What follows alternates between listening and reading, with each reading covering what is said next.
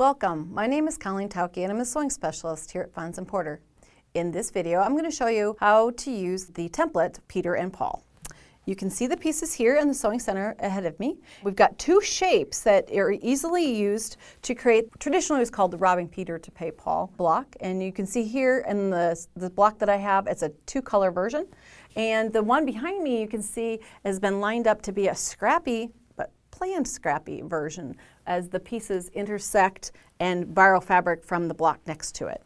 But how do we use these, and how do we get to the shape? Because these don't exactly look like the centerpiece here. So what we do is that one of them is called the fill-in template and the other is labeled the takeaway template. So we're going to show you how to properly cut the pieces then for a quilt like the one you see behind me. Now we're starting on this block, on this quilt, called Changing Places. We are starting with 8-inch blocks, and we are going to use the takeaway template to remove portions along each side of the block. In order to do that, what we need to do is go in and fold and find the centers of each side of the block, 4 inches in. This is the quickest way to do it, is just to come in and mark each side, the center. Now if I flip this over, I can make a mark and you can see exactly what I'm talking about here. This is the center of the side of this block. The template itself has notches etched on it so that you can tell where the center of that shape is. And what you do is take that, lay it on the square, and line up the notch with the center of the side, and then slide it to the outer edge of the block. Now, since these templates are very small and they're kind of slippery on the back, you can go in and put an acrylic fabric grabber on the back side. These I've used the sandpaper type tabs, but anything that'll help you stabilize the back of it is a great thing to add on, and you can find those fabric grabbers on our website.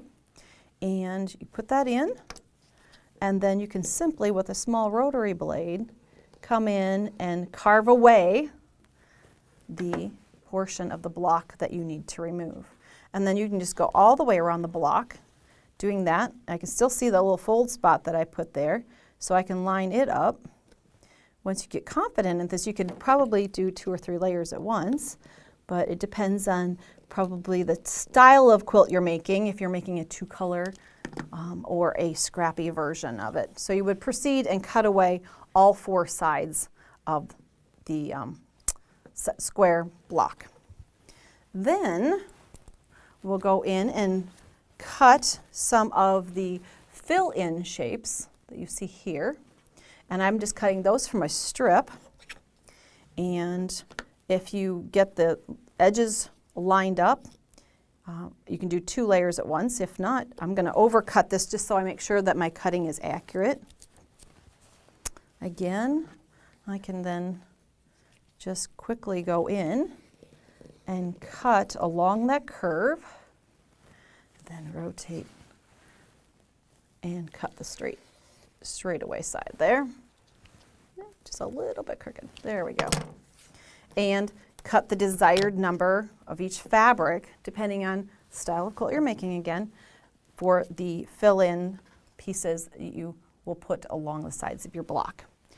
So I've created a couple of blocks here that if you were doing just a 2-color quilt, this is where the robbing Peter to pay Paul comes in. It robs a piece from one side to fill into the other, and you get that wonderful illusion of colors kind of weaving together in the Peter and Paul template set.